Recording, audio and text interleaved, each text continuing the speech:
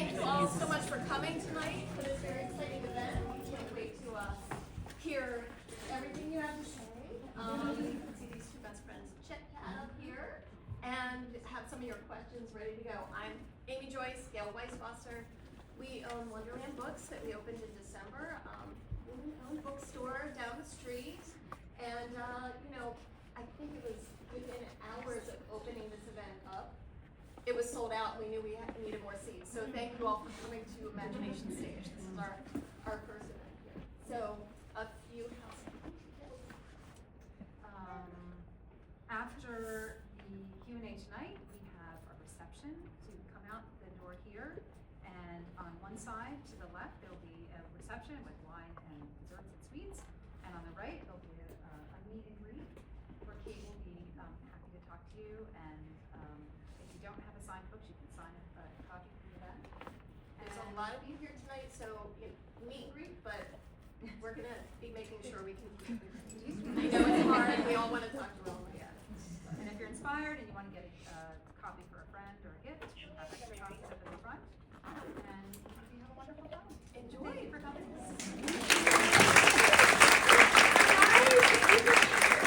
This is the most famous I have felt from a lights perspective.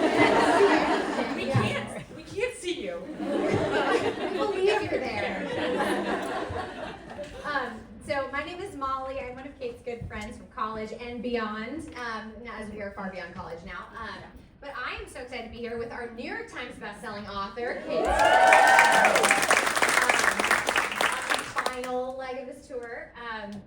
So yeah, Kate and I have been good friends for a while. We were roommates for a little stint in college, and it's been kind of fun because we're road tripping a little bit through Virginia. We were in Charlottesville.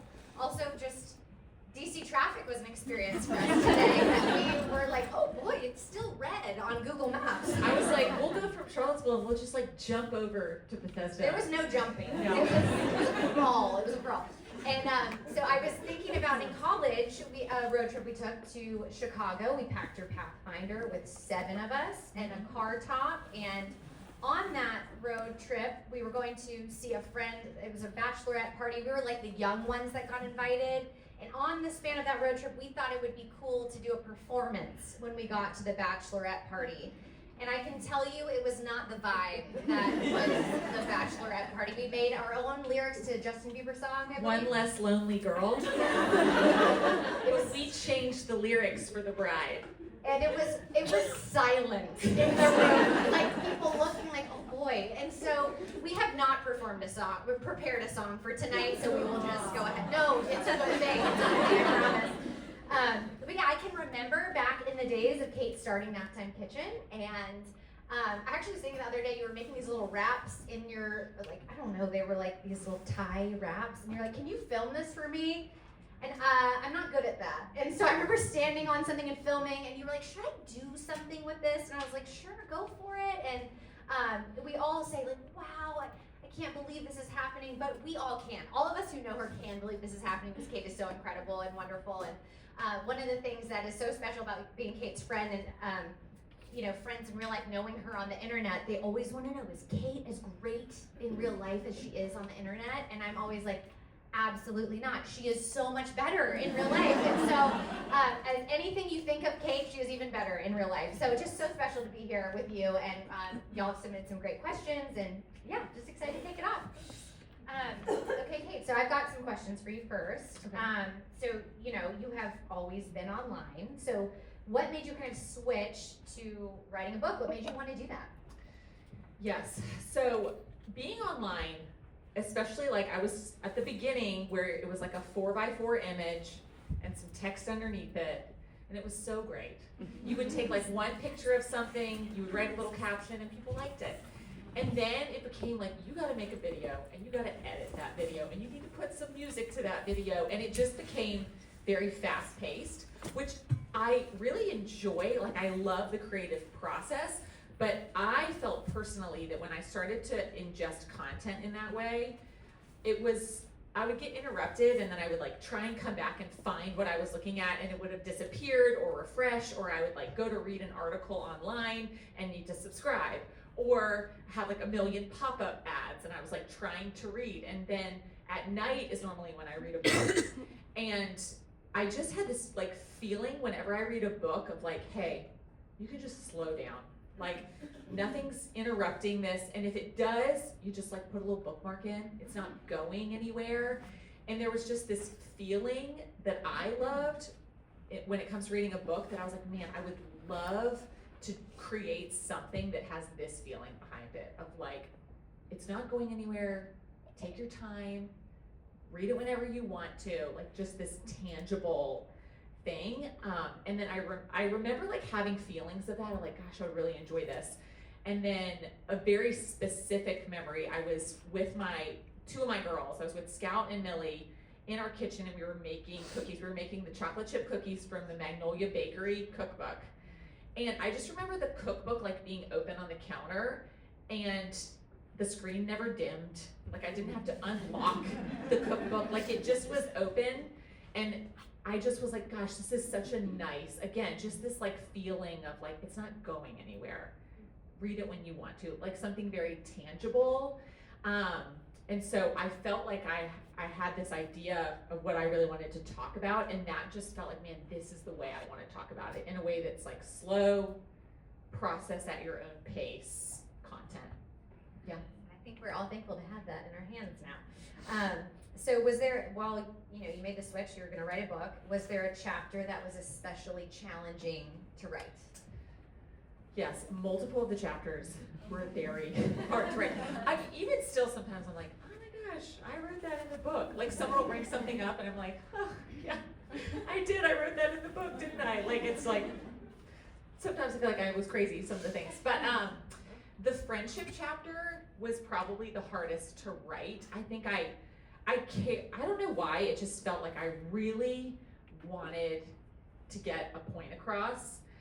And it was the one that I sent it to a few friends and was like, am I missing something? Is there anything you would add here? Is there anything you feel like I'm missing? And one friend in particular was like, hey, I really think you gotta go deeper. Like it was like, oh, okay.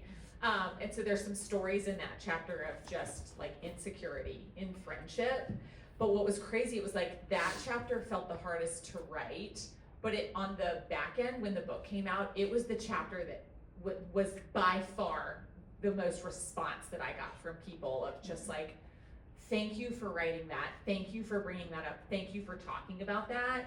And Nate and I were because Nate was like, why do you think that chapter is resonating so much? And I said, I feel like there's a lot of things as a woman that we like, body image, aging, like there's a lot that you say around that. Like you might be like, oh, it's Christmas time. Like in the new year, I'm gonna join a gym and I'm gonna get in shape because my like pants feel tight. But no one's like, in the new year, I'm gonna try and like make a new friend because I'm super lonely. Like no one's saying those things, but I think that they feel them. Like they feel like, has anyone else like wondered like if you're being included in these things? Like, but you don't say them. And so I think it just brought up something that a lot of women desire in a way that could start to be talked about, which was like rewarding, I think, on the back end of it being a harder chapter to write. Yeah.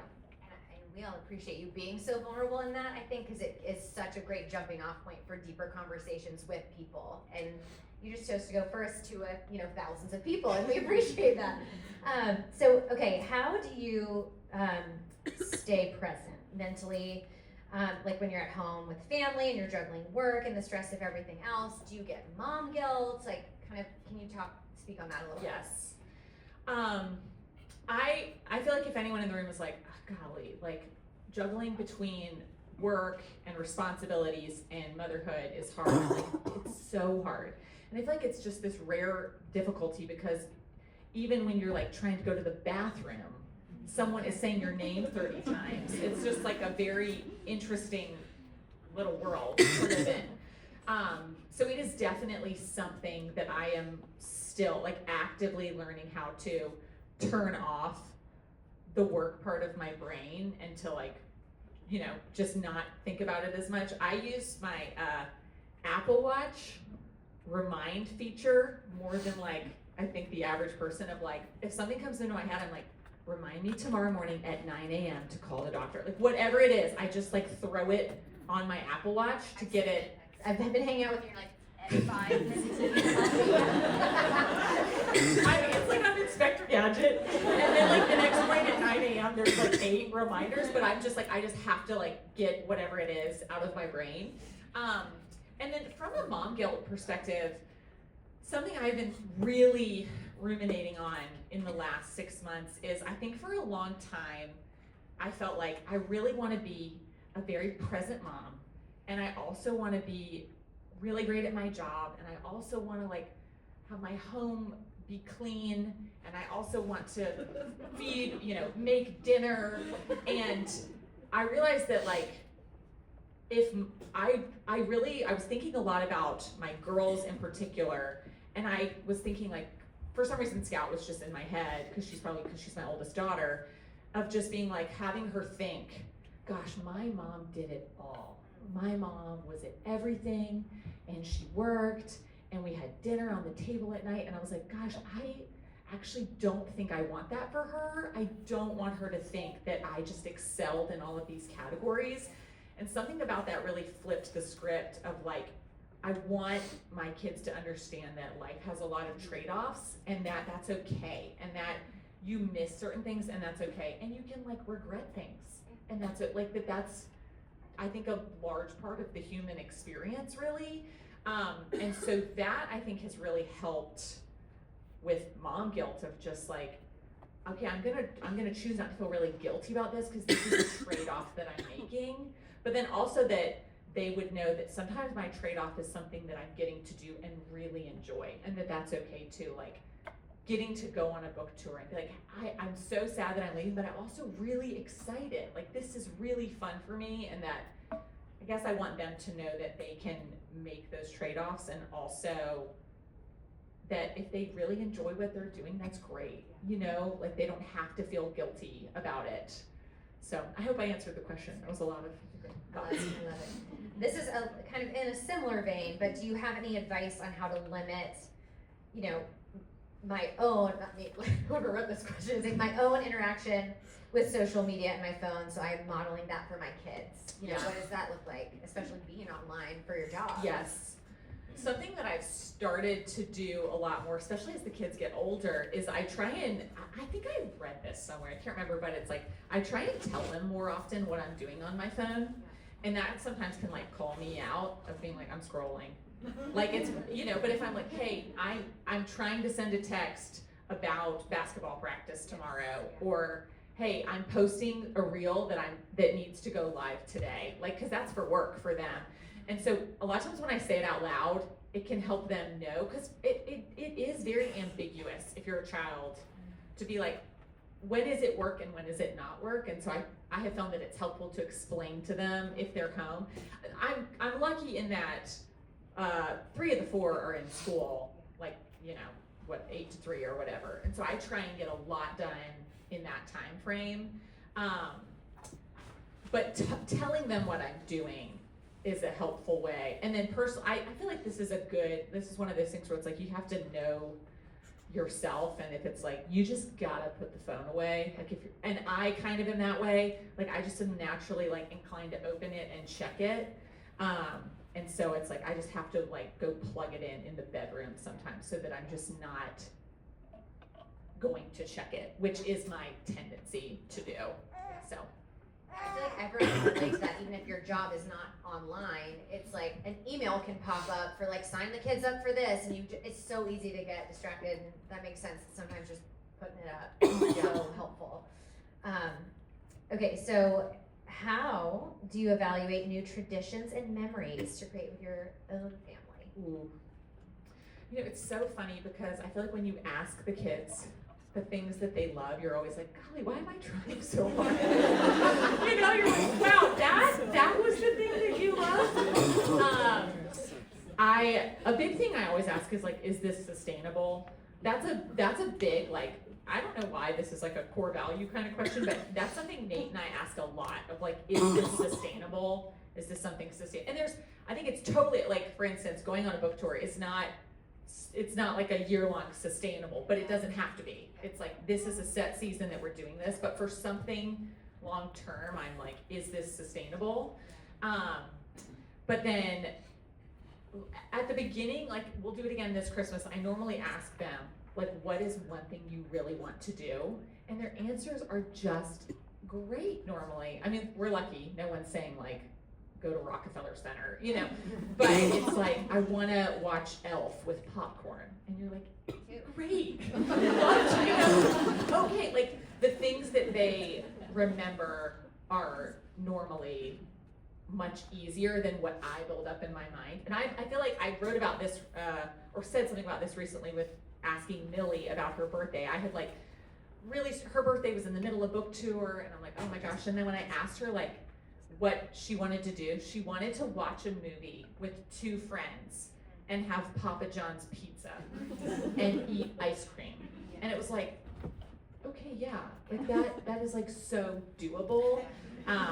And so a lot of the times it's really me that's like building up a tradition that they don't, it's not a big deal to them.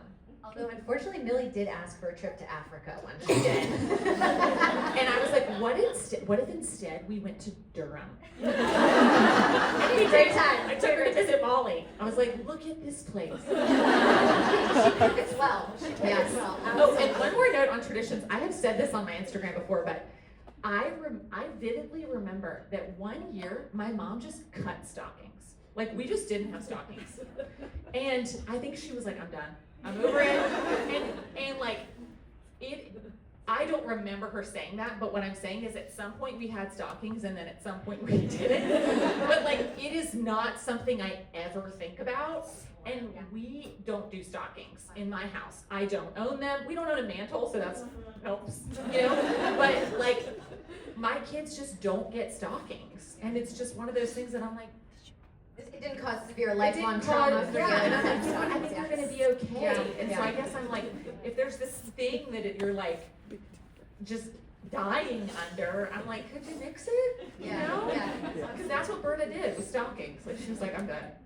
So I'm inspired by Bertha. Gosh. Okay, so this says, I love your gotta laugh or else you'll cry approach to a lot of life's curveballs, especially in motherhood. I was wondering where that came from. Has it always been a part of you, or is it something that you've grown and developed through the years? It is something that our friend group says often, is if you don't laugh, you'll cry. And it is just this reminder, I think, of so much of like the absurd things that happen in motherhood. It's like, if you can just take a step back and look and be like, this kid is crying, there's poop on the ground. Like, if you can just look at it for a minute and be like, this is so absurd. You know, if you can laugh, keeps you from crying. I wish I could say, I don't know how I've managed to normally keep a happy attitude about it. I do remember a strong memory, again, bringing up my mom, but I remember having two young children. I had Johnny and Scout, and our first three were really close together. And I think I was bemoaning to her cleaning the high chair top. And I lived at this point 6 hours away. So I was like talking to her on the phone. And she was like, Kate, I remember some days you just have to clean the high chair 10 times and try not to get depressed about it. And it was something about her saying it, like, you just gotta try not to get depressed about it. It's like, because she had the same feeling when she was my age, was really helpful. Like, something about being like, oh, other people hate this too. Like, and I remember, like, I would clean it and be like, don't get depressed about it. But there's something about like knowing that, oh, she didn't like this too, like softened the blow. And so maybe that just kind of goes back to this like desire to know that a lot of other people are going through the same things that you are. But I think that also helps just to lighten it. Like, other people are going through this too. Yeah. I am actually having this I vividly remember being at your house when you had Johnny and Scout. And there was something going down. Everyone was crying. Both were crying. And I remember I had no kids at that point. I was like, oh my gosh. But you were like, all right, see ya, bye. And I was like, she's doing it. She's making it. And I was like, maybe I could. I don't know. Maybe I could handle that. It's true. And sometimes you do cry a little and then you laugh. Yes. Yeah. And That sometimes is there true. there are some tears in that. Laughing while crying. Yes. Yes. Okay, was there something something that surprised you about writing a book? Something you didn't expect to enjoy or not enjoy? The process was more grueling than maybe not than I thought it would be. I think I knew it was going to be grueling, but the thing I liken it to is when you're like having fun in school, but you know that you have a term paper to write, and it's like looming in the back, but you're like out with your friends, but it's like you know you need to write that. That was kind of the whole year of 2024. It was just this like, you need to be working on the book, because it's like, no, it's like you actually turn something in and they expect it from you. I think the most enjoyable thing that I was not expecting was how much Nate would help me with it. So Nate is an attorney by trade, loves to read, like reads all the time. That is his favorite now, and watches birds, but loves to read. And so I would go to this office building downtown and I would write for hours. And then I would kind of I would print out what I had worked on and kind of hand it to him. I would try and do like a chapter at a time. And I would be like, I don't know what else to do. Like I was so deep in it that I would be like, just take it. Like I would be like, don't look at me. And he would take it, and for like 24 to 48 hours, he would read it. And then he would like take it and make it into more of an outline. He would outline what I had said and be like, hey, I think that this is your main point. I think this is where you need to start, and then this story, I think you should go into that story, and then this should really be at the end of the chapter. And he was like ChatGPT, right before ChatGPT came on to the scene. And it was so helpful. And so that was like really enjoyable, and I think really great for our marriage, because he's like reading my inner dialogue, you know, be like, okay, this is what you're thinking, you know? It's like sections, You know? just all on the paper, yeah. But that, I think, was so much of what I do. Like, I'm thinking for Naptime Kitchen, but it's not necessarily a part of Nate's life. Like, he's not in there with making recipes with me, you know? But this felt like, wow, this is a really fun collaborative thing that he was super, super helpful with. So I was very grateful for him in that season. Yeah. Okay, what advice would you give your 25-year-old self? Well, you're 25. Yeah, I was gonna say, what? Like last year. It's just there. Gosh. Oh, I feel like I have two. I'll allow it. Okay. One, I would say, is friendship is really important. And I think like as you get older, it can be easy for like friendship to become like less of a thing, but I think it almost seems to become more of a thing of like valuing friendship and people in your life.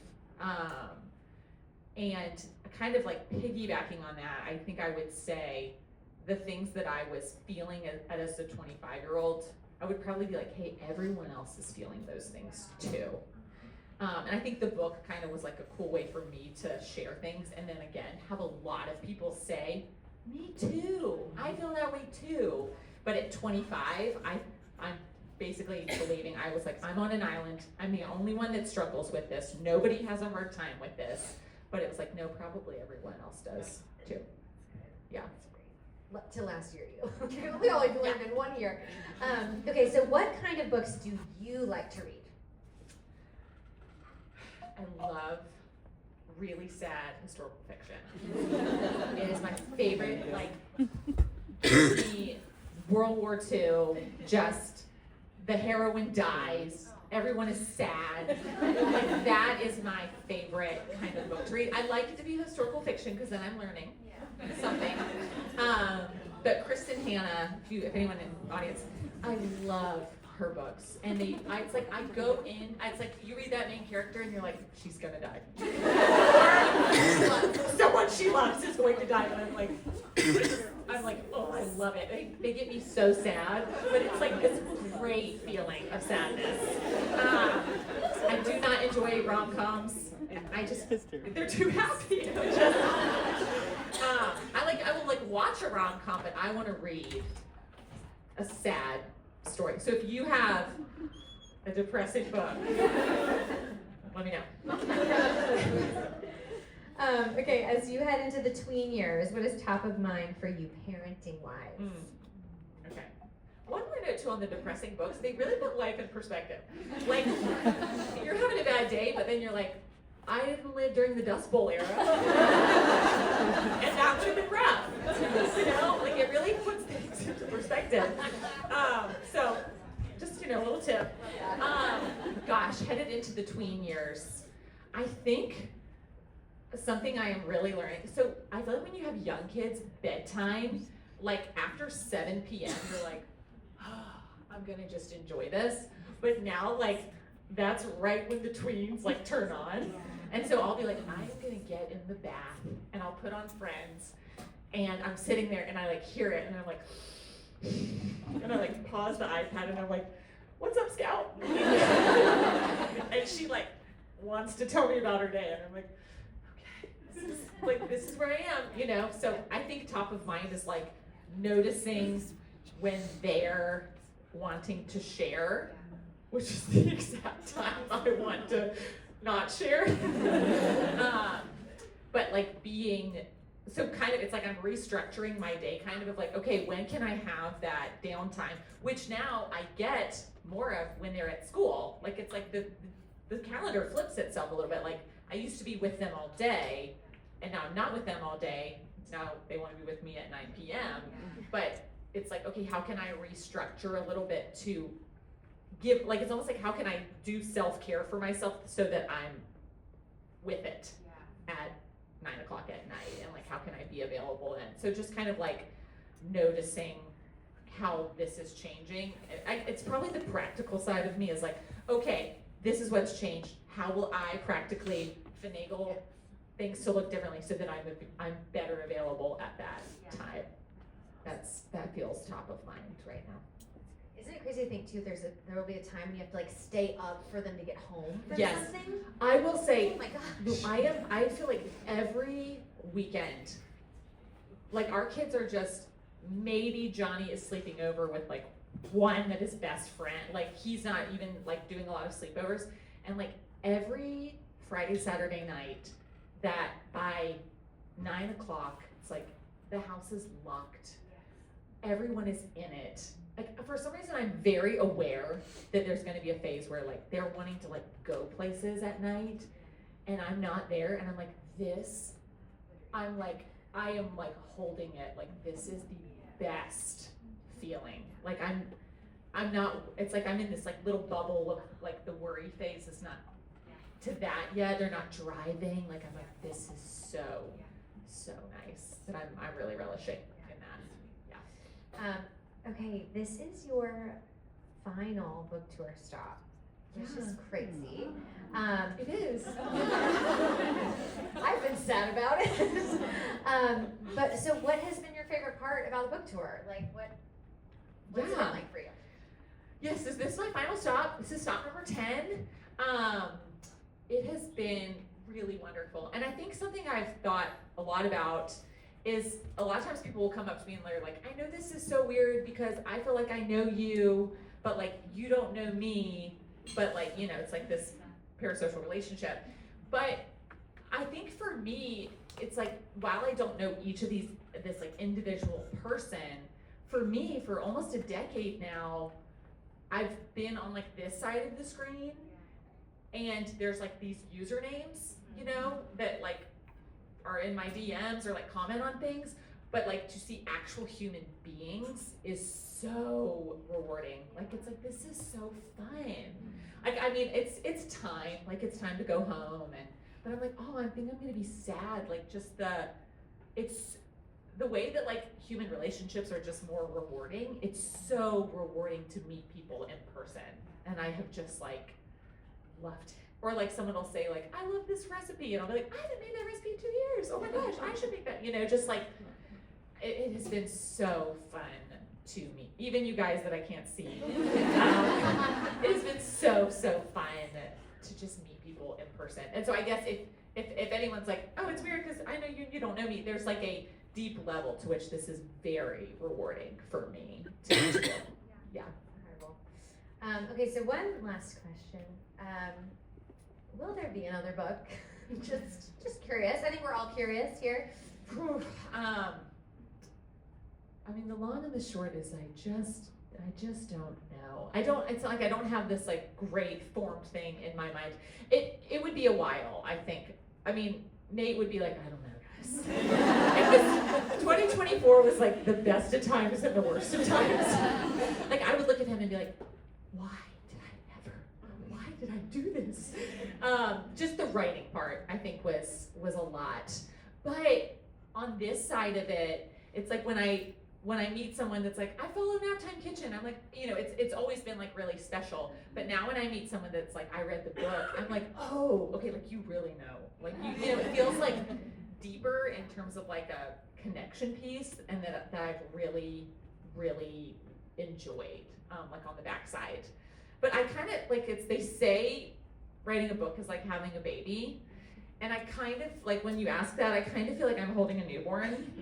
And you are having the audacity to ask me if I'm gonna have another, and I'm still like in a diaper, waddling to go to the bathroom.